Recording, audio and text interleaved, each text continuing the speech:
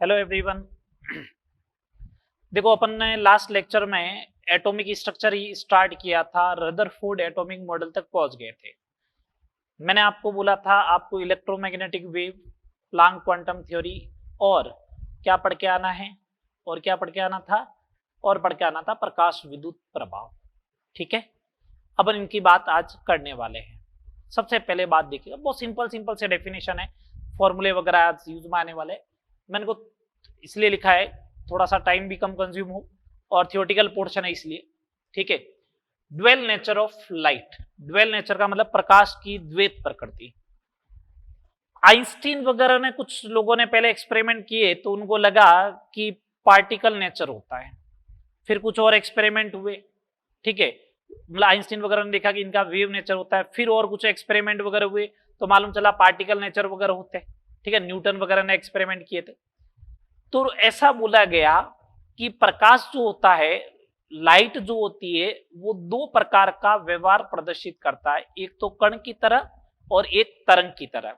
अगर कण की तरफ व्यवहार प्रदर्शित करता है तो उसका संवेग होता है, क्या होता है, मोमेंटम होता है। मैं इंपोर्टेंट पॉइंट साथ में लिखता जाऊंगा, है ना। अगर कण की तरफ व्यवहार करे तो उससे रिलेटेड क्या होता है, मोमेंटम भी होना चाहिए पी।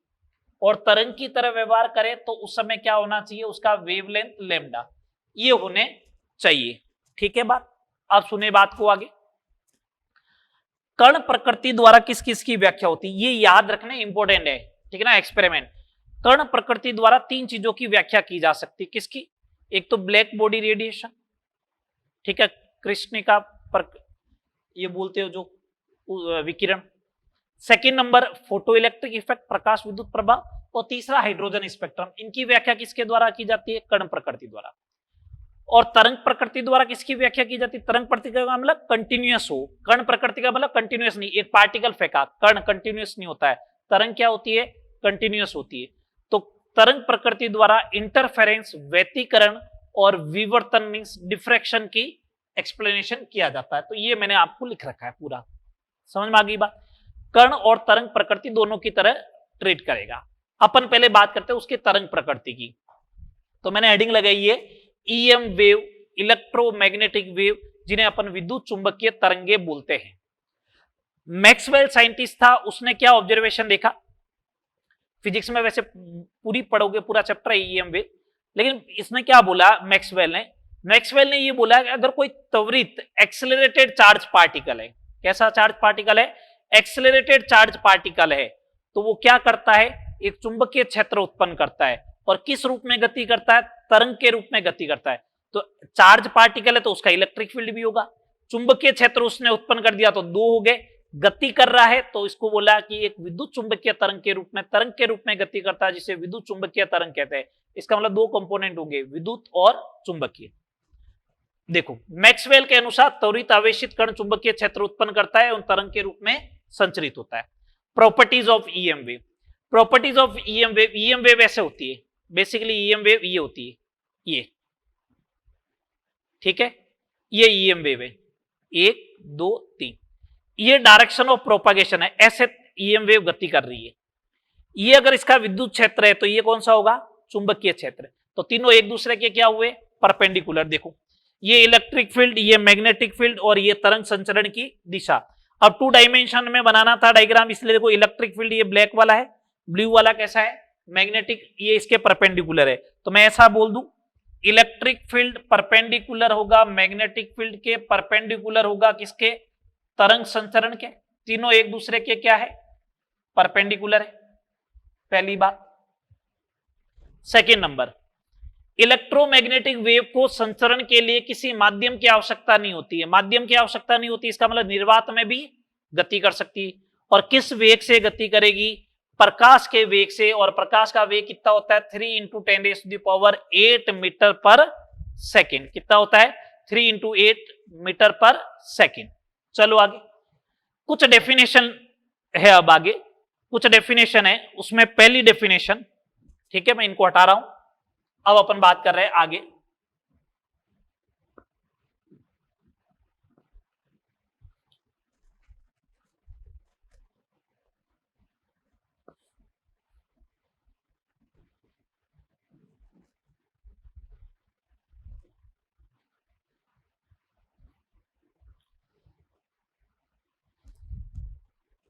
फर्स्ट क्या आ रहा है, तरंग दैर्ध्य। तरंग दैर्ध्य क्या होता है, ये एक वेव है, ये एक ईएम वेव मान ली मैंने, कोई भी वेव मान ली, इसका एक पीक पॉइंट है और एक क्या है, डेप्थ पॉइंट है। इसको बोलते हैं श्रृंग, हिंदी में क्या बोलते हैं, श्रृंग, और इसको बोलते हैं ग्रत, हिंदी में बोलेंगे इसको बोलते हैं क्रेस्ट, और इसको बोला जाएगा ट्रफ। क्रेस्ट और ट्रफ, ये दो चीजें हो गई, ठीक है। अब क्रेस्ट और ट्रफ है तो दो कंटिन्यूअस क्रेस्ट, ये दो कंटिन्यूअस क्रेस्ट या दो कंटिन्यूअस ट्रफ के बीच की जो डिस्टेंस होगी उसी को अपन क्या बोलते हैं, वेवलेंथ बोलते हैं, तरंग दैर्ध्य बोलते हैं। दो कंटिन्यूअस क्रेस्ट ले लो या दो कंटिन्यूअस ट्रफ ले लो, इनके बीच की जो डिस्टेंस होगी उसी को अपन क्या बोलेंगे, तरंग दैर्ध्य। देखो अगर लॉजिकल बात बोलूं ना तो इसका मतलब तो ये है कि एक तरंग की जो लंबाई होती है, एक तरंग की जो लंबाई होती है उसी को क्या बोलते हैं, तरंग दैर्ध्य। कोई जरूरी नहीं, मालूम कैसे चलेगा एक तरंग कंप्लीट हो गई है, जब तरंग कंप्लीट होगी तो वापस रिपीटेशन होना स्टार्ट होगा। सुनना बात को इधर, अगर जैसे मैं यहां से अगर तरंग काउंट करता हूं तो देखो अभी तक कहीं से रिपीट नहीं हुआ, रिपीट नहीं हुआ, रिपीट नहीं हुआ, जैसे ही यहां जाऊंगा रिपीट होना स्टार्ट हो गया। इसका मतलब यहां से लेके यहां तक भी क्या है, एक तरंग ही है, एक तरंग दैर्ध्य है। तो इसकी लंबाई यहां से लेके यहां तक की लंबाई भी लोगे तो वो क्या होगी, तरंग दैर्ध्य ही होगी, ठीक है। अब किसी ने यहां से लिया तो देखो अभी तक रिपीट नहीं हो रहा है, रिपीट नहीं हो रहा है, रिपीट नहीं हो रहा है, रिपीट नहीं हो रहा है, रिपीट नहीं हो रहा है, यहां आया और रिपीट होना स्टार्ट हो गया, तो इनके बीच की डिस्टेंस भी क्या होगी, तरंग की लंबाई होगी, तरंग दैर्ध्य होगी। आ रही बात समझ में। दो कंटिन्यूअस क्रेस्ट या दो कंटिन्यूअस ट्रफ के बीच की डिस्टेंस को अपन क्या बोलते हैं, तरंग दैर्ध्य। लंबाई है तो लंबाई है तो इसकी यूनिट क्या होगी, ऐसा यूनिट की बात करो तो मीटर होगा, नॉर्मल अदर यूनिट की बात करो तो एंगस्ट्रॉम होगा या फिर नैनोमीटर होगा। नैनोमीटर होता है 10 की पावर -9 मीटर, एंगस्ट्रॉम पहले बता चुका हूं 10 की पावर -10 मीटर, ये होते हैं। आपको ये ध्यान रखना है कि 1 एंगस्ट्रॉम जो होता है वो किसके बराबर होगा, अगर मेरे को ऐसा बोला जाए 1 नैनोमीटर बोला जाए तो वो 10 एंगस्ट्रॉम के बराबर होता है। 1 नैनोमीटर जो होता है वो किसके बराबर होता है, 10 एंगस्ट्रॉम के बराबर होता है। सही लिखा है क्या, बिल्कुल सही है। 1 नैनोमीटर होता है 10 की पावर -9, ये 10 इंटू 10 की पावर -10 होगा, तो ये भी 10 की पावर -9 बन जाएगा। इसका यूज किया जाएगा मेनली, नैनोमीटर में दे रखी होगी, एंगस्ट्रॉम में कन्वर्ट करना होगा तो 10 एंगस्ट्रॉम 10 से मल्टीप्लाई कर दूंगा। दूसरी डेफिनेशन फ्रीक्वेंसी। फ्रीक्वेंसी क्या होती है, आवृत्ति क्या होती है। आवृत्ति का मतलब ये होता है, आप एक पॉइंट पहले फिक्स कर लो कहीं पे, जैसे मैंने ये पॉइंट यहां पे फिक्स कर लिया, इस पॉइंट का ऑब्जर्वेशन देखो, इस पॉइंट से कितनी वेव पास हो रही है, कितने टाइम में, 1 सेकंड में। किसी बिंदु से 1 सेकंड में गुजरने वाली तरंगों की संख्या, अगर मान लो 5 सेकंड में 60 तरंग गुजर गई, तो मैंने तो बोला 1 सेकंड में कितनी गुजरी, 60/5 कितना आया, 12। तो तरंग पर सेकंड आएगा, क्या आएगा, तरंग पर सेकंड आएगा, इसकी यूनिट, यूनिट क्या हो जाएगी, पर सेकंड, मीन सेकंड इनवर्स, और सेकंड इनवर्स को क्या बोलते हैं अपन, हर्ट्ज, HZ। एक बात बताता हूं, अगर आवृत्ति ज्यादा होगी तो तरंगे क्या होगी, पास पास में होगी, ऐसे, ये ऐसे होगी तरंगे, क्योंकि आपने 1 सेकंड में तरंग क्या होगी, ज्यादा गुजरेगी, 1 सेकंड में तरंग क्या होगी, ज्यादा गुजरेगी। और अगर आवृत्ति कम होगी तो इसका मतलब तरंग लंबी होगी, ऐसे ऐसे तरंग क्या होगी, लंबी होगी। अब सुने बात को, इस दोनों में रिलेशन क्या होगा, रिलेशन बिटवीन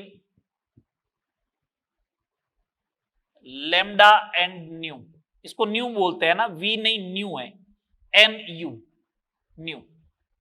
क्या होता है दोनों में रिलेशन, देखते सुने बात को। अगर मैंने बोला न्यू का मतलब क्या होता है, किसी बिंदु से 1 सेकंड में गुजरने वाली तरंगों की संख्या, आवृत्ति मैंने बोली न्यू है,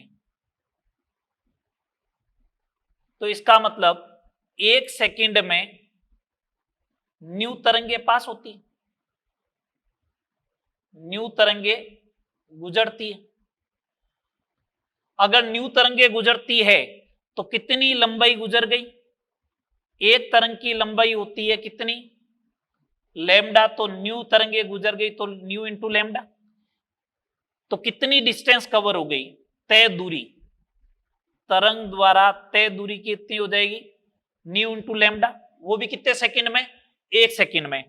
1 सेकंड में तरंग द्वारा तय दूरी, तरंग द्वारा तय दूरी कितनी हो गई बोलो, लैम्डा इंटू न्यू।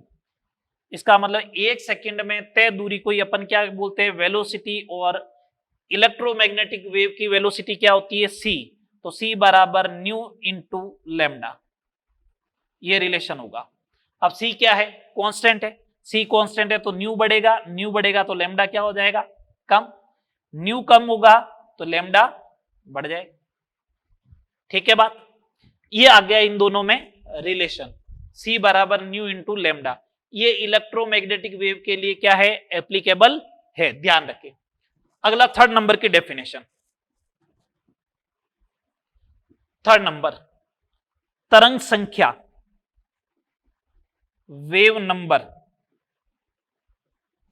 तरंग संख्या वेव नंबर, क्या होता है वेव नंबर, न्यू बार, न्यू बार।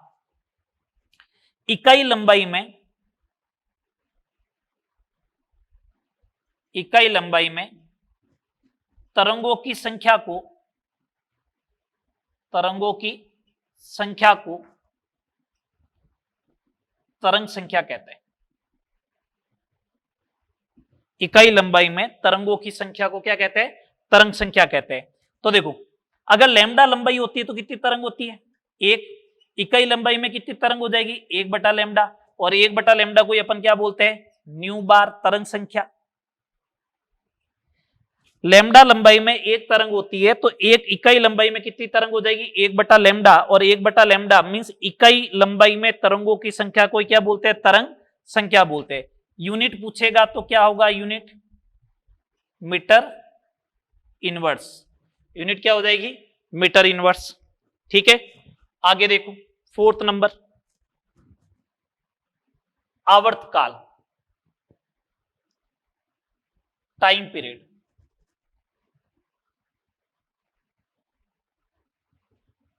टी, आवर्तकाल टाइम पीरियड टी का मतलब ये होता है किसी तरंग को एक चक्कर पूर्ण करने में, किसी तरंग को एक चक्र पूर्ण करने में लगा समय,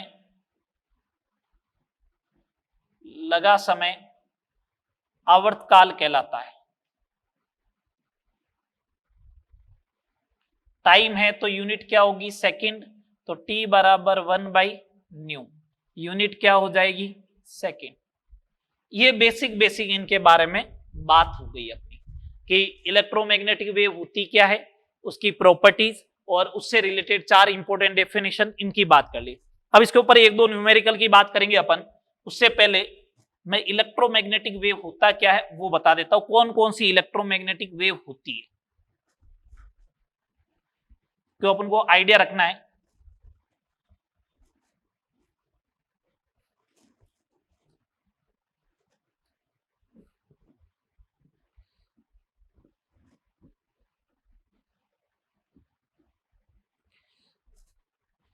अब इलेक्ट्रोमैग्नेटिक वेव होती कौन कौन सी, ईएम वेव्स कौन सी होती है वो देखते हैं।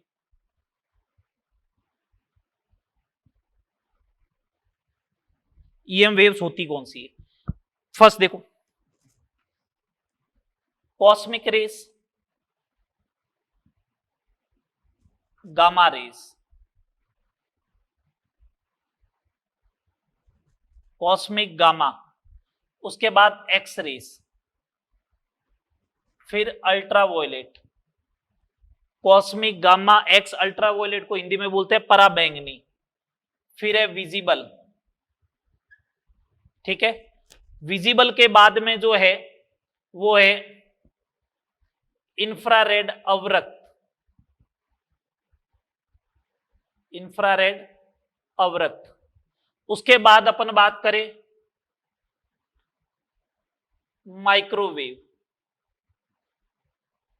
और लास्ट में रेडियो। ठीक है, cosmic rays, gamma rays, ultraviolet, visible, infrared and क्या, और कौन सी हो जाएगी, और हो जाएगी इंफ्रारेड, और ये सारी हो गई है। ठीक है, चलिएगा देखिएगा इसको आगे।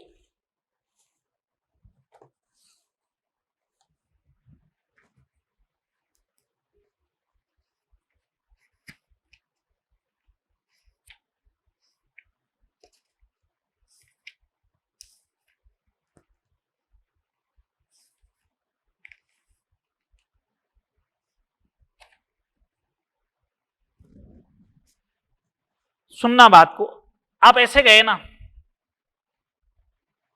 आप ऐसे गए, तो ऐसे गए तो इनकी एनर्जी बढ़ेगी, सॉरी एनर्जी बढ़ेगी नहीं, ऐसे जा रहे हो तो वेवलेंथ बढ़ रही है, लैम्डा बढ़ेगी, लैम्डा बढ़ेगी तो न्यू क्या होगा, कम होगा। ऐसे जाओगे तो लैम्डा बढ़ेगा, लैम्डा बढ़ेगा तो न्यू क्या होता जाएगा, कम होता जाएगा। अपन को मेनली टारगेट करना है विजिबल को, जिसको अपन देख सकते हैं। विजिबल जो होती है वो देखो किस रेंज से लेके किस रेंज तक होती है। विजिबल होती है विबग्योर में, विबग्योर का मतलब समझ गए, violet, indigo, blue, green, yellow, orange और रेड में। कहां से लेके कहां तक होगी, लगभग 3800 से लेके 7600 एंगस्ट्रॉम तक की है। ठीक है, 3800 से लेके 7600 एंगस्ट्रॉम की है।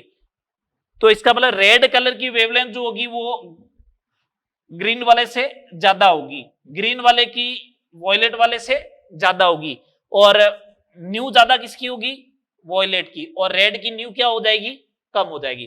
तो ऐसे जाओगे तो वेवलेंथ तो बढ़ेगा लेकिन न्यू कम होगा, और विजिबल में विबग्योर, और 3800 से लेके 7600 एंगस्ट्रॉम है, बस इतना ध्यान रखना है। अब मैं इसके ऊपर एक दो क्वेश्चन करवाता हूं जल्दी से आपको। आज का पहला क्वेश्चन ही है ये, क्या क्वेश्चन है, क्वेश्चन नंबर फर्स्ट आज का। अगर आपको वेवलेंथ दे रखी है इलेक्ट्रोमैग्नेटिक वेव, पहले बोलना पड़ेगा ईएम वेव है, ठीक है ना, क्योंकि ईएम वेव भी जो है वो किसकी स्पीड से दौड़ती है, वेलोसिटी ऑफ लाइट से।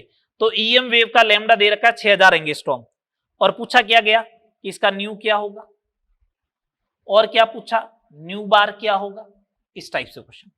तो बहुत सिंपल सा क्वेश्चन है। जब मैं इसका सॉल्यूशन लिखूं तो सी बराबर न्यू इंटू लैम्डा होता है, सी हो गया 3 इंटू 10⁸, न्यू मेरे को कैलकुलेट करना है, लैम्डा हो गया 10⁻⁻10, तो न्यू बराबर 3/6 इंटू 10⁻15, तो ये हो जाएगा 5 into 10⁻14 hertz. Nu bar is equal to 1/λ, 1/λ is equal to 1/6 into 10⁻⁻7, ये होगा, ऊपर जाएगा 10⁻7 divide by 6, 1.6 into 10⁻6 metre inverse, ये आ जाएगा पहला क्वेश्चन। सेकंड नंबर क्वेश्चन ऐसा आ सकता है, एक स्टेशन है और एक इधर रिसीवर है, ये स्टेशन और एक रिसीवर है, इसके बीच की डिस्टेंस 3 किलोमीटर है,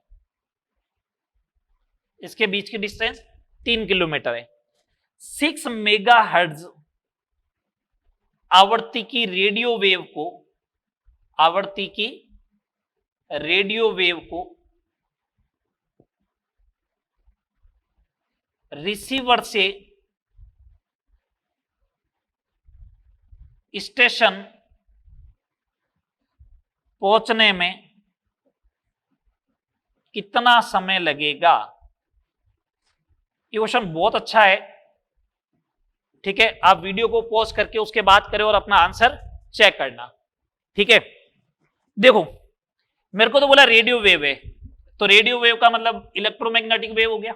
इलेक्ट्रोमैग्नेटिक वेव किस स्पीड से चलता है, 3 इंटू 10⁸8 मीटर पर सेकंड से। मेरे को पूछा टाइम कितना लगेगा, तो डिस्टेंस दे रखी है कितनी, 3 किलोमीटर, मतलब 3000 मीटर होगी। अब मेरे को पूछा टाइम कितना लगेगा, तो वेलोसिटी होती है डिस्टेंस अपॉन टाइम, तो टाइम क्या होगा, डिस्टेंस बाई सी। डिस्टेंस कितनी है, 3000 मीटर, और 3 इंटू 10⁸8 इसका मतलब 10⁻⁻5 सेकेंड लगेगा। तो इसका क्या यूज है 6 मेगाहर्ट्ज? ये तो कुछ नहीं, ये तो प्रॉपर्टी है ओनली फॉर किसकी? रेडियो वेव की। इसका इस क्वेश्चन में कुछ भी यूज नहीं हुआ है। बात समझ में आ गई? ये ईएम वेव्स के बारे में सारी डिटेल स्टडी अपन ने कर ली। अब अपन को ईएम वेव से ये तो वेव हो गया। पार्टिकल नेचर के ऊपर मैंने आपको दो चीजें बोली थी, एक तो प्लांक क्वांटम थ्योरी और एक अपन पढ़ने वाले हैं फोटो इलेक्ट्रिक इफेक्ट। तो अपन इन दोनों की बात करते हैं।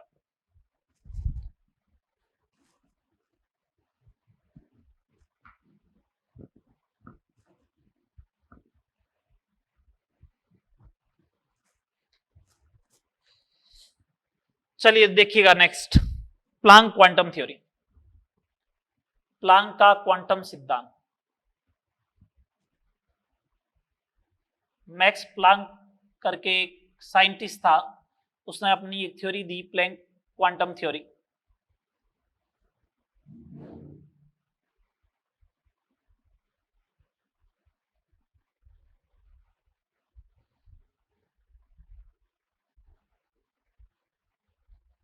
देखिए क्या होता है मैक्स प्लांक की क्वांटम थ्योरी। पॉइंट फॉर्मेट में अपन को चलना है। फर्स्ट नंबर पॉइंट की बात करूं तो मैक्स प्लांक ये बोलता है, अगर ब्लैक बॉडी लेते हो, ये एक ब्लैक बॉडी है, कृष्ण विकिरण का है,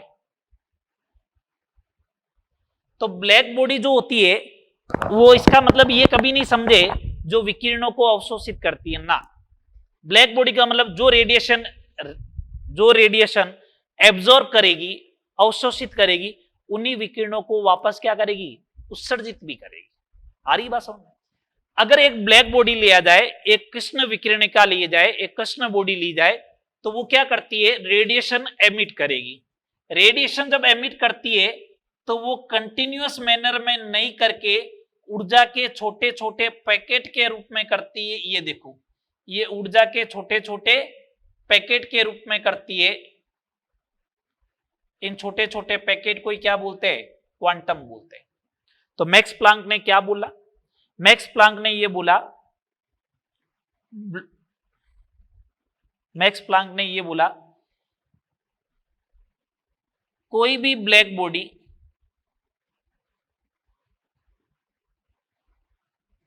विकिरणों का उत्सर्जन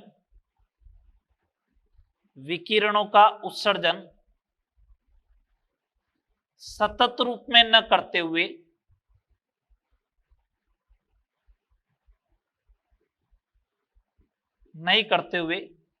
असतत रूप में करता है,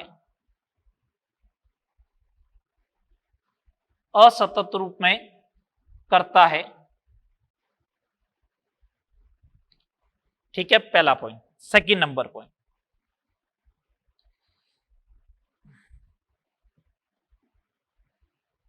ब्लैक बॉडी ऊर्जा का उत्सर्जन छोटे छोटे पैकेट के रूप में करता है, छोटे छोटे पैकेट के रूप में करता है, जिन्हें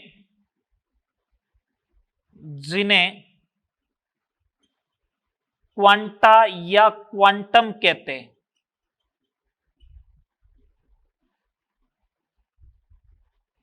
अगर आपने प्रकाश ले लिया तो प्रकाश की स्थिति में क्वांटा को फोटोन कहा जाता है। क्या बोलेंगे? फोटोन कहा जाता है। तो इसका मतलब ये हो गया, ये ब्लैक बॉडी रेडिएशन है तो ये क्वांटा हो गया। और इन केस ऑफ लाइट, जब प्रकाश की स्थिति होगी तो इन क्वांटा को ही अपन क्या बोलेंगे? फोटोन बोलेंगे। तो मैं ओवरऑल बात ये कहने वाला हूं, मैं ओवरऑल बात आपको ये कहना चाहता हूं कि अगर कोई भी ब्लैक बॉडी होती है, कोई भी ब्लैक बॉडी होती है, वो रेडिएशन एमिट जो करती है, रेडिएशन निष्कासित करती है, उत्सर्जित करती है, वो एक छोटे छोटे पैकेट के रूप में करती है। उन पैकेट को अपन क्या बोलते हैं? क्वांटा बोलते हैं। और जब लाइट की बारी होगी तो इस क्वांटा को क्या बोलेंगे? फोटोन। तो अब आप समझ जाना, फोटोन एक ऊर्जा का छोटा सा पैकेट है, ऊर्जा का छोटा सा बंडल है। ठीक है। मैक्स प्लांक ने आगे क्या बोला? किसी फोटोन की ऊर्जा किसी फोटोन की ऊर्जा उसकी आवर्ती के समानुपाती होती है, आवर्ती के समानुपाती होती है। इसका मतलब energy of photon is directly proportional to frequency of the photon, E directly proportional to nu. हटाओगे तो ई बराबर एच न्यू। ये एच क्या है? प्लांक कांस्टेंट है। क्या वैल्यू होती है इस प्लैंक कांस्टेंट की? 6.6 इंटू 10⁻⁻34 जूल इंटू सेकेंड, ये इसकी वैल्यू होती। अच्छा, इसका और फॉर्मूला हो सकता है क्या? हाँ बिल्कुल हो सकता है। ये फोटोन कब आता है? जब प्रकाश, प्रकाश क्या है? इलेक्ट्रोमैग्नेटिक वेव, और इलेक्ट्रोमैग्नेटिक वेव के लिए न्यू की जगह सी बाई लैम्डा, तो E is equal to H C by lambda. ये हो गया। एन फोटोन की ऊर्जा चाहिए, एक फोटोन की ऊर्जा एच न्यू होती है, तो एन फोटोन की ऊर्जा क्या हो जाएगी? ई बराबर एन एच न्यू। ये तो एक फोटोन की ऊर्जा है, एन फोटोन की चाहिएगी तो एन एच न्यू। अब सुने बात को, मेरे को मोस्ट ऑफ द केस में लैम्डा एंगस्ट्रॉम में चाहिएगा, तो energy most of the case में किसमें चाहिएगी? इलेक्ट्रॉन वोल्ट में। किसमें चाहिएगी? इलेक्ट्रॉन वोल्ट में। तो मैं ये काम करूं ना, H कांस्टेंट है, C कांस्टेंट है, वैल्यू रख देता हूं, और वैल्यू रखता हूं तो E बराबर, वो एक अनिल कपूर की मूवी का गाना था ना, 1 2 का 4 4 2 का 1, ये वाला गाना बनने वाला। देखो 1 2 का 4 00, एनर्जी E बराबर 1 2 का 4 00 अपॉन लैम्डा। लैम्डा अगर एंगस्ट्रॉम में पुट करोगे तो एनर्जी किस में आ जाएगी? इलेक्ट्रॉन वोल्ट में। ये बात ध्यान रखे, ये फॉर्मूला तभी अप्लाई करना है जब एनर्जी इलेक्ट्रॉन वोल्ट में चाहिए और तुम्हें लैम्डा किसमें? एंगस्ट्रॉम में, तो ये फॉर्मूला लगेगा। ठीक है बात। अब अपन बात करते हैं इससे रिलेटेड न्यूमेरिकल्स की। दो न्यूमेरिकल की बात कर चुके थे अपन पहले। प्लांक क्वांटम थ्योरी के ऊपर कौन कौन से न्यूमेरिकल्स बनेंगे, अपन उसके बारे में बात करते हैं। लैम्डा 1 एक का दे रखा है 200 नैनोमीटर, लैम्डा 2 दे रखा है एक का 400 नैनोमीटर। आपसे पूछा है इनका E1 रेस टू E2 कितना होगा, ये पूछा है। तो बहुत सिंपल सा क्वेश्चन है। E1 by E2 HC by lambda means lambda 2 by lambda 1, 400 बटा 200, 2 रेस टू 1 ईयर आ गया। ठीक है, आगे देखो और क्वेश्चन देखो।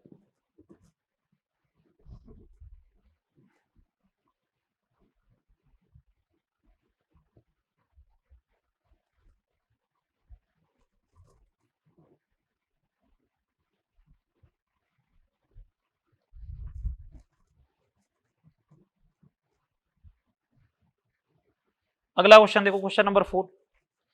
अगर मेरे को बोले सोडियम परमाणु को आयनित करने के लिए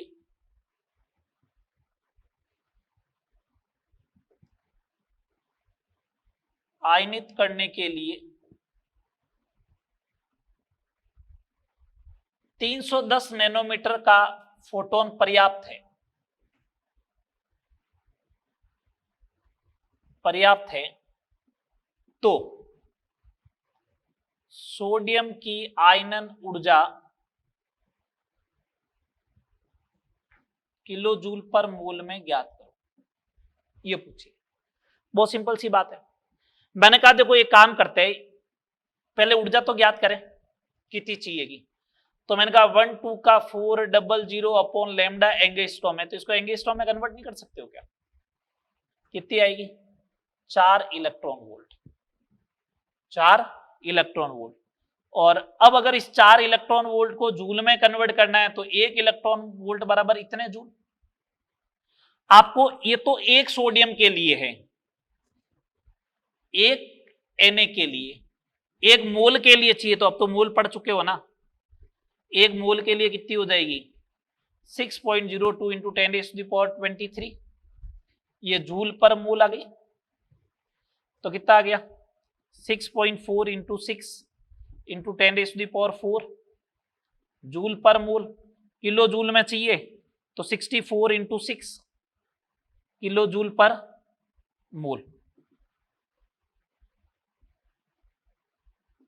384 किलो जूल पर बोला जाएगा, ये कन्वर्ट ही तो करना है, सिंपल सा। ठीक है, अगला क्वेश्चन देखिए, क्वेश्चन नंबर 5। क्या दे रखा क्वेश्चन नंबर 5? मेरे से ये पूछा गया, क्वेश्चन ये पूछा जा रहा है, देखो 60 वॉट के बल्ब से पावर दिया इस बार बल्ब का, 60 वॉट के बल्ब से 620 नैनोमीटर के फोटोन, 60 वॉट के बल्ब से 620 नैनोमीटर के फोटोन 10 घंटे में कितने उत्सर्जित होंगे? ये लो जी, ये 10 घंटे की जगह कितने भी क्वेश्चन टाइम पूछे ना तो सबका एक ही कंसेप्ट बन जाएगा।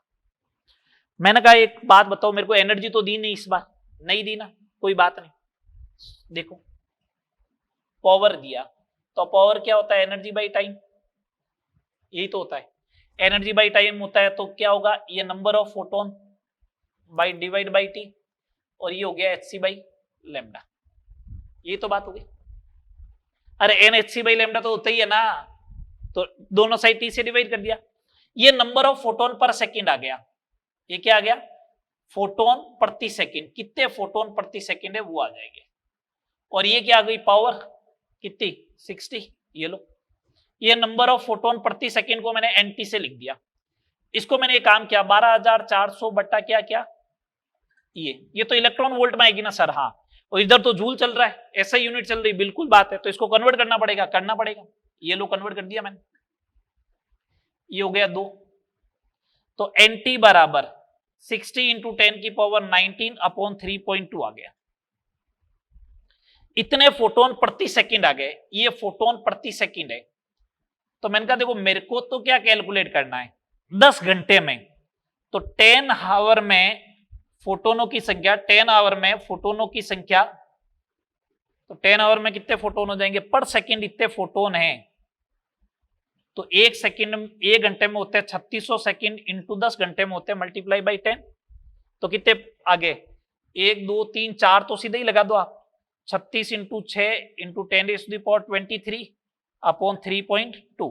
एक काम करो, इसको और हटाओ, पावर लगाओ 24, ये हो जाएगा 9, ये हो जाएगा 8, ये हो जाएगा 3, ये हो जाएगा 4, 27/4 बेटा, 27/4 6, 6.75 into 10 raise to the power 24 photon आ जाएंगे। नहीं आया समझ में? बोलो भैया, E बाई टी लिखा, E बराबर n H C by lambda होता है। अब T का डिवाइड क्यों किया? पावर चाहिए था, एनर्जी पर सेकेंड पावर होती है, ये 60 हो गया। NT इसका फॉर्मूला 1 2 का 400, ये लिख दिया, इंटू 1.6, ये इलेक्ट्रॉन वोल्ट में आएगा ना एनर्जी, तो मैंने इसको जूल में कन्वर्ट कर दिया, तो ये नंबर ऑफ फोटोन प्रति सेकंड आ गए ये वाले। अब मेरे को तो 10 घंटे में फोटोन चाहिए, तो एक सेकंड में इतने फोटोन जा रहे हैं, तो 10 घंटे में कितने जाएंगे? 10 घंटे में कितने सेकंड होते हैं उसका मल्टीप्लाई कर दो। बात आई समझ में? चले आगे, चलो ये 3 क्वेश्चन इससे रिलेटेड हो गए। अब अपन बात करते हैं प्रकाश विद्युत प्रभाव, फोटो इलेक्ट्रिक इफेक्ट। प्रकाश विद्युत प्रभाव, फोटो इलेक्ट्रिक इफेक्ट।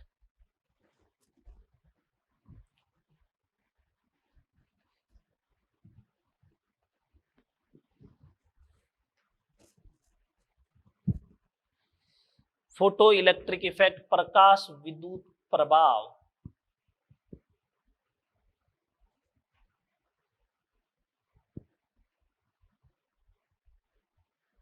जल्दी देखिएगा, प्रकाश विद्युत प्रभाव, ये वैसे बेसिकली तो पूरा फिजिक्स में पढ़ते हो तुम लोग। बेसिकली प्रकाश विद्युत प्रभाव कहां पे पढ़ते हो? फिजिक्स में। फिजिक्स में जितना पढ़ते हो उतना तो केमिस्ट्री में कुछ भी नहीं है, बस इसकी डेफिनेशन और एक इक्वेशन है। ठीक है, मैं वही बता रहा हूं, सुनिए क्या होता है। अगर एक मैंने मेटल लिया ये इस टाइप से, मेटल का मतलब क्या होता है? उसमें धातु होते हैं और क्या होते हैं? इलेक्ट्रॉन होते हैं। ये लो इलेक्ट्रॉन हो गए,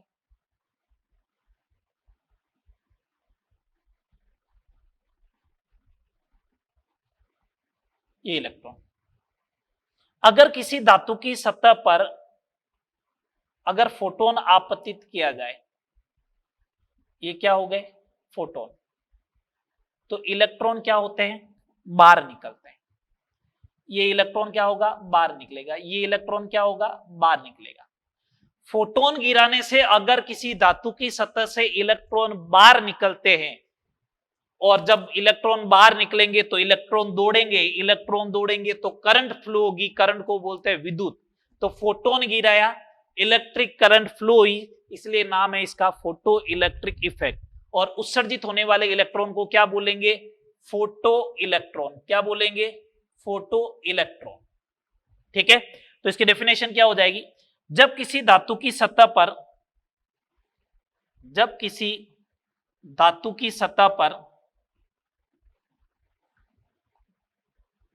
उपयुक्त आवर्ती या ऊर्जा का, देखो ऊर्जा जो होती है वो आवर्ती के समानुपाती होती है। मैक्स प्लांक के क्वांटम थ्योरी के अकॉर्डिंग ई समानुपाती न्यू। उपयुक्त आवर्ती या ऊर्जा का फोटोन आपतित करवाया जाए तो धातु की सतह से, तो धातु से इलेक्ट्रॉन बाहर निकलते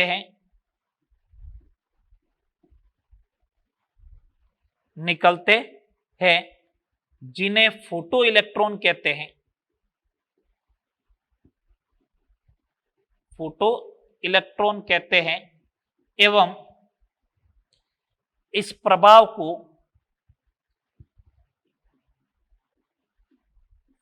फोटो इलेक्ट्रिक या प्रकाश विद्युत, इस प्रभाव को प्रकाश विद्युत प्रभाव कहते हैं। प्रकाश विद्युत प्रभाव कहते हैं।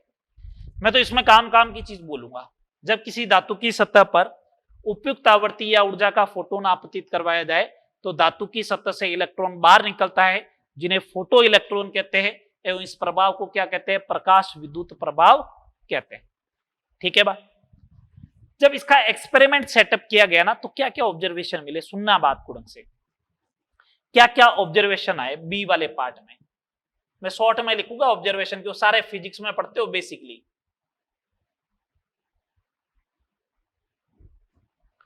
क्या क्या ऑब्जर्वेशन आए? पहला ऑब्जर्वेशन आया कि फोटोन का जैसे ही गिरना हुआ, अगर उपयुक्त फोटोन हुआ, तो पहली बात सुने, उपयुक्त फोटोन हुआ तो फोटोन के गिरना हुआ और इलेक्ट्रॉन का बाहर निकलना हुआ, कोई भी टाइम गैप नहीं होगा, कोई भी टाइम गैप नहीं होगा, समय अंतराल नहीं होगा। ठीक है, तो अगर कभी भी पूछ ले तो ऑब्जर्वेशन में आएगा नो टाइम गैप, समय अंतराल नहीं।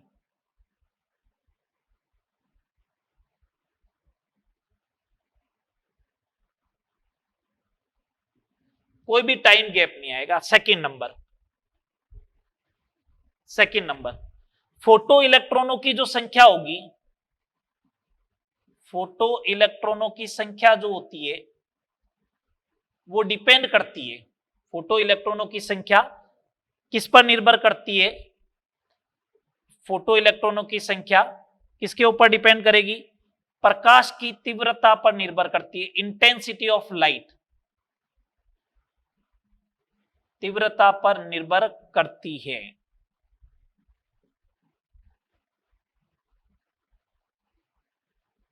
फोटो इलेक्ट्रॉनों की संख्या प्रकाश की तीव्रता पर निर्भर करती है। तीव्रता क्या होती है? इंटेंसिटी। इस साल फिजिक्स में भी ये क्वेश्चन था, इंटेंसिटी। बहुत सिंपल सा, मतलब आपको अगर बेसिक आइडिया भी हो ना डेफिनेशन होगा तो ही काम चल जाए। ठीक है, इतना सिंपल पेपर आया। मतलब केमिस्ट्री का बंदा कोई अगर है ना और वो अपना आईक्यू भी लगा लेना, फिजिक्स नहीं आती, कहते ना फिजिक्स नहीं आती, बिल्कुल बेसिक आइडिया भी लगा लेता ना, तो भी फिजिक्स में 25-30 क्वेश्चन ऐसे ही राइट हो जाते हैं। एक इंटेंसिटी का क्वेश्चन आया था, मालूम है ना? इंटेंसिटी का मतलब क्या होता है? इंटेंसिटी का मतलब क्या होता है? पर सेकंड। क्या? पर सेकंड इकाई क्षेत्रफल पर प्राप्त होने वाली ऊर्जा को कहते हैं इंटेंसिटी। प्रति सेकंड, पर यूनिट एरिया, कितनी ऊर्जा प्राप्त हो रही है, वही पूछा था। उसमें ऊर्जा दे रखी थी, एरिया दे रखा था, इतना टाइम दे रखा था, शायद तक 2400 या ऐसा कुछ बन रहा था, जो भी डिजिट बन रहा था मैं बता रहा हूं आपको, ठीक है। प्रति सेकंड पर यूनिट एरिया पर जो प्रकाश गिरता है, जो ऊर्जा गिरती है, उसी को क्या बोलते हैं, इंटेंसिटी। तो मैंने बोला वो प्रकाश की तीव्रता पर निर्भर करता है, क्या, फोटो इलेक्ट्रॉनों की संख्या। इसका मतलब करंट भी डिपेंड करेगी, करंट भी तो डिपेंड करेगी प्रकाश की तीव्रता पर। जितने ज्यादा फोटो इलेक्ट्रॉन होंगे उतनी करंट ज्यादा होगी। ये तुम पढ़ते हो कि करंट जो होती है वो इंटेंसिटी के स्क्वायर के डायरेक्टली प्रोपोर्शनल टू। केमिस्ट्री में ऐसा कोई रिलेशन नहीं है, केमिस्ट्री में नहीं पढ़ते, इसलिए मैंने बोला, ठीक है। Third number point, photo electron की गतिज ऊर्जा, फोटो इलेक्ट्रॉन की गतिज ऊर्जा आपतित प्रकाश की, आपतित प्रकाश की आवृत्ति पर निर्भर करती है। यह भी बताएंगे, एक इक्वेशन लिखूंगा उसके अकॉर्डिंग आ जाएगा, आइंस्टीन की इक्वेशन लिखूंगा। फोटो इलेक्ट्रॉन की जो गतिज ऊर्जा होगी वो आपतित प्रकाश की किसकी, आवृत्ति पर निर्भर करता है। और फोर्थ नंबर पॉइंट सुने, अपन ने बोला ना उपयुक्त फोटोन बोलोगे किसे, तो यहां पे दो डेफिनेशन आने वाली है, क्या, एक तो है देहली आवृत्ति, थ्रेशोल्ड फ्रीक्वेंसी, थ्रेशोल्ड फ्रीक्वेंसी, जिसे अपन क्या बोलते हैं, न्यू नॉट। जिससे कम आवृत्ति पर, जिससे कम आवृत्ति पर,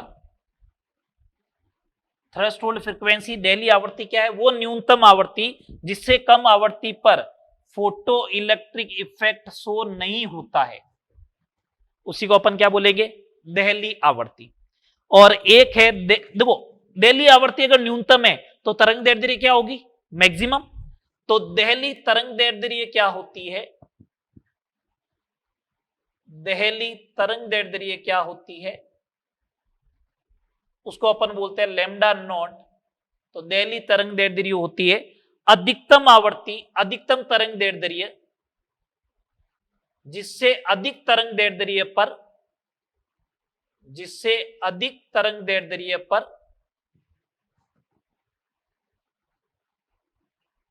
फोटो इलेक्ट्रिक इफेक्ट शो नहीं होता है, ठीक है। बात आ रही, बात समझ में। अब सुने बात को, अल्टीमेटली फोटो इलेक्ट्रिक इफेक्ट है क्या। मान लो एक, मेरे को इस रूम से बाहर जाना है, मेरे को इस रूम से बाहर जाना है, मान लो इसके गेट पे चौकीदार खड़ा है ना, तो वो चौकीदार ऐसे जाने नहीं देता है, वो कहता 10 रुपए लूंगा मैं, जाना है तो। अब मैं हूं, मेरे को बाहर जाना है, तो मेरे पास सुटेबल फोटोन होना चाहिए ना, या मेरे को कोई ऐसे, मेरे पास कुछ नहीं है लेकिन क्या हो रहा है, बाहर से कुछ फेंक रहा है रुपए, तो या तो वो सुटेबल फोटोन फेंके, मतलब 10 रुपए या 10 रुपए से ज्यादा का फेंके। मेरे पास 10 रुपए आ गए तो मैंने उसको चौकीदार को दे दिए और बाहर निकल गए, यही तो बात हुई। अब वो सुटेबल फोटोन 10 रुपए है, वो सुटेबल फोटोन क्या है, 10 रुपए, वो देगा तो मैं बाहर चला जाऊंगा। आ रही बात समझ। अगर किसी ने 5 रुपए का दिया मेरे को फोटोन, तो 5 में चौकीदार जाने ही नहीं देगा। आ रही बात समझ में। 10 रुपए दूंगा तभी जाएगा। तो मैंने बोला कि जिससे कम आवृत्ति पर फोटो इलेक्ट्रिक इफेक्ट हो गई। तो क्या बोल रहा हूं, अगर मैंने न्यू कम रखा न्यू नॉट से,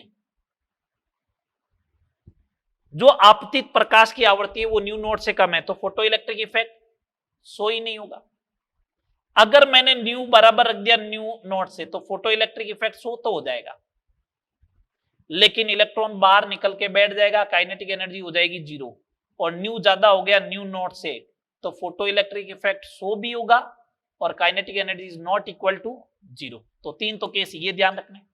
इसी टाइप से लैम्डा, अगर लैम्डा नॉट से ज्यादा हो जाए, तो अधिक हो गया, तो फोटो इलेक्ट्रिक इफेक्ट शो नहीं होगा। अगर लैम्डा बराबर लैम्डा नॉट है तो फोटो इलेक्ट्रिक इफेक्ट शो भी होगा, और अगर लैम्डा लेस देन है लैम्डा नॉट से, तो फोटो इलेक्ट्रिक इफेक्ट शो भी होगा और kinetic energy is not equal to 0 भी होगी। बात आई समझ में, बोलो आगे देखिएगा।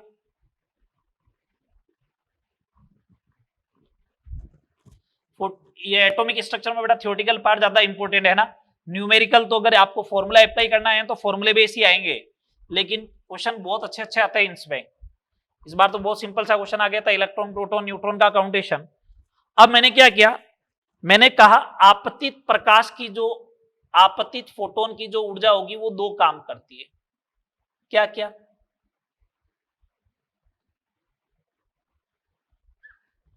एक तो इलेक्ट्रॉन को बाहर निकालने के लिए ऊर्जा देनी होती है, न्यूनतम ऊर्जा, उसको बोलते हैं कार्यफलन। भाई 10 रुपए देने ना गार्ड को, प्लस उसके बाद दौड़ेगा तो उसको बोलेंगे काइनेटिक एनर्जी। आपतित फोटोन की ऊर्जा क्या होती है? H new. कार्यफलन क्या होता है? H new not plus kinetic energy, और ये काइनेटिक एनर्जी मैक्सिमम होगी, इससे ज्यादा नहीं होगी। तो एक बात बताओ, मैंने तुम लोगों को बोला था ये कार्यफलन जो होता है एच न्यू नॉट, धातु का कार्यफलन जो होता है फिक्स होता है, निश्चित होता है, जो धातु की प्रकृति पर निर्भर करता है, जो धातु की प्रकृति पर निर्भर करता है, ये बात ठीक है। अब सुने, मैंने कहा कार्यफलन मान लो 2 है, मैंने वहां से 5 का गिराया तो काइनेटिक एनर्जी कितनी हो गई? 3 की हो गई ना, 3 की।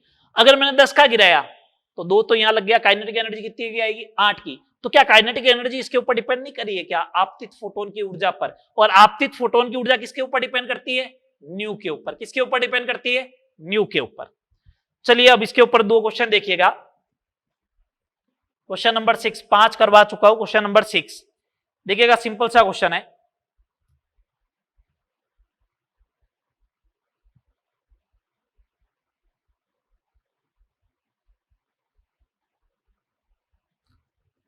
देखो पहले तो एक सिंपल सा क्वेश्चन, मैंने 4 धातु दिए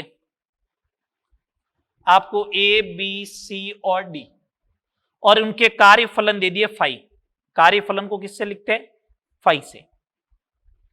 और ये दे दिया जैसे 3.5 इलेक्ट्रॉन वोल्ट का, ये दे दिया 4.2 का, है ना, ये दे दिया 4.3 का, और ये दे दिया 5.1 इलेक्ट्रॉन वोल्ट का। मैंने ऐसा बोला 310 नैनोमीटर का फोटोन गिराने पर,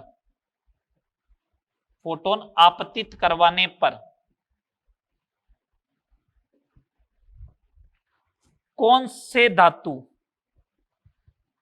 फोटो इलेक्ट्रिक इफेक्ट प्रदर्शित करेंगे? जल्दी बताइएगा साहब, जल्दी बताओ। तो सीधी सी बात है, 310 नैनोमीटर के करस्पॉन्डिंग एनर्जी लेके आ जाओ, 1 2 का 400 upon 4 electron volt. 4 electron volt का फोटोन गिराया आपने, तो इससे ज्यादा अगर कार्यफलन जो है इससे ज्यादा हो गया तो फोटो इलेक्ट्रिक इफेक्ट तो होगा ही नहीं। ठीक है, अगला क्वेश्चन देखें।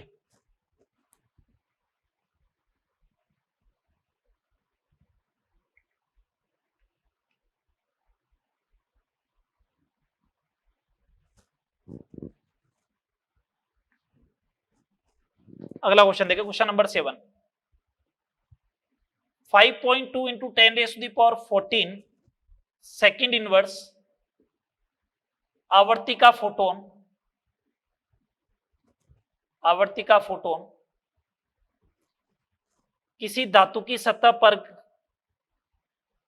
किसी धातु की सतह पर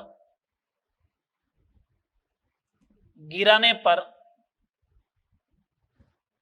उत्सर्जित फोटो इलेक्ट्रॉन की, फोटो इलेक्ट्रॉन की अधिकतम गतिज ऊर्जा,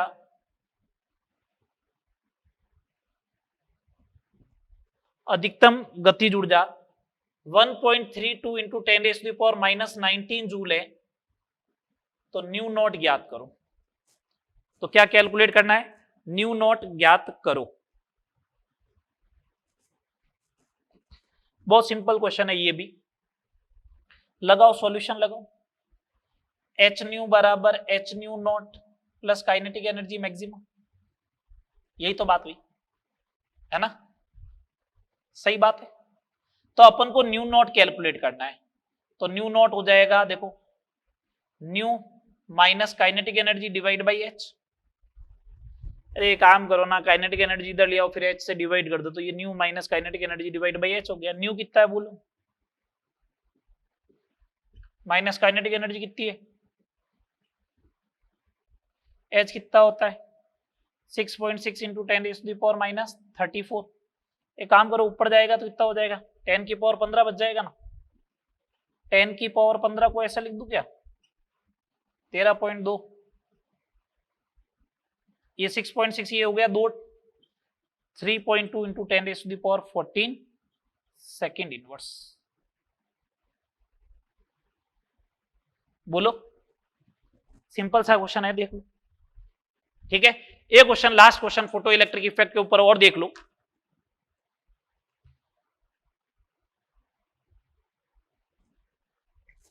किसी धातु का कार्यफलन 1.9 इलेक्ट्रॉन वोल्ट है। आपतित फोटोन की वेवलेंथ तरंग दैर्ध्य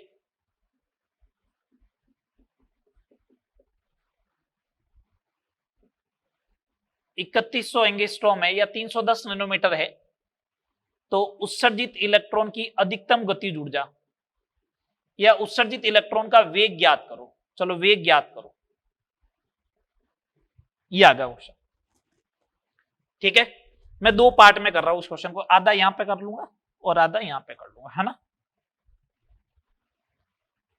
ठीक है, समझो बात को। मेरे का आपतित फोटोन की ऊर्जा बताओ पहले तो, 1,2 का 400 अपॉन लैम्डा 4 इलेक्ट्रॉन वोल्ट। ये आपतित फोटोन की ऊर्जा हो गई, तो E बराबर 5 प्लस काइनेटिक एनर्जी, तो काइनेटिक एनर्जी कितनी आएगी 4 माइनस 1.9 2.1 इलेक्ट्रॉन वोल्ट आएगी। ये लो, ये इलेक्ट्रॉन की आ गई। इलेक्ट्रॉन की काइनेटिक एनर्जी क्या होती है हाफ mv², ये 2.1 इंटू 1.6 इंटू 10⁻⁻19 जूल हो गया। तो v² बराबर 2 into 2.1 into 1.6 into 10⁻⁻19 upon 9.1 into 10⁻⁻31, power चली जाएगी 12 ऊपर। ठीक है, ये हो गया 3.2 इंटू 2.1 डिवाइड बाई 9.1 और 10 की पावर हो गई 12। एक काम करो, अब इसका स्क्वायर रूट लेना है, तो ये देखो 3 है और ये 2 है, 6/9, 6/9 का जो होगा वो पॉइंट में आएगा, तो स्क्वायर रूट लेना आसान काम नहीं है। तो एक काम करो, मैं ये दोनों पॉइंट हटा देता हूं और पावर रख देता हूं 32 इंटू 21/9 इंटू 10 की पावर 10। तो v कैसे लेके आऊंगा, दो v ऐसे लेके आऊंगा, 9 × 27 तो हो ही गया, पीछे बच गया 4, 5 हो गया 50, 9 × 5 = 45। इसका मतलब 3.5 है, 3.5 है तो 21 को 3 से मल्टीप्लाई करो, कितना आता है 21 को 3 से मल्टीप्लाई किया तो आया 63। फिर उसका 63 का लिया मैंने 10 और ऐड करो, और तुम तो अल्टीमेटली 21 को अगर 3.5 से मल्टीप्लाई करोगे ना तो 70 प्लस कुछ समथिंग वैल्यू आएगी। क्या आएगी 70 के आसपास आएगी। अब इसका स्क्वायर रूट लेना है, 64 होता तो कितना होता 8, 81 होता तो कितना होता 9, तो 8 और 9 के बीच में कोई वैल्यू पकड़ लेना ऑप्शन में, और 10 की पावर 10 का स्क्वायर रूट क्या होगा 10 की पावर 5 मीटर पर सेकेंड। बोलो हाँ या ना, बोलो। तो मैंने सिंपल सा क्या किया वो तो समझ में आ ही गया होगा, और हाफ mv² को किसके बराबर कर दिया एनर्जी के बराबर, और एनर्जी इलेक्ट्रॉन वोल्ट को जूल में कन्वर्ट कर रहा हूं ऐसा यूनिट में, तो v आ जाएगा। स्क्वायर रूट लेना आना चाहिए बेटा, ठीक है बात। ये अपने फोटो इलेक्ट्रिक इफेक्ट की बात हो गई, ठीक है। अब नेक्स्ट टॉपिक में नेक्स्ट लेक्चर में अपन स्टार्ट करेंगे क्या, बोर एटॉमिक मॉडल कंप्लीट बात करेंगे, बोर एटॉमिक मॉडल की कंप्लीट बात करने वाले हैं, ठीक है। रेडिएशन वगैरह इन सब के फॉर्मूले, फिर एक लेक्चर में करेंगे स्पेक्ट्रम वगैरह की बात करेंगे, ठीक है बात। यहां तक करना, नेक्स्ट लेक्चर में बोर एटॉमिक मॉडल की बात करेंगे। ड्रॉबैक ऑफ रदरफोर्ड मॉडल देख लेना, मैंने कराया नहीं है ना, वो आप देख लेना, मैं बोल दूंगा नेक्स्ट लेक्चर में कि ड्रॉबैक क्या था उसका, मैं लिखवाना भूल गया था, ठीक है। उसे आप देख ले, ज्यादा इंपॉर्टेंट है नहीं, आपने पढ़ रखा होगा, मैं नेक्स्ट लेक्चर में जब आऊंगा उस समय बोल दूंगा, ओके। चलो यहां तक कर लेना।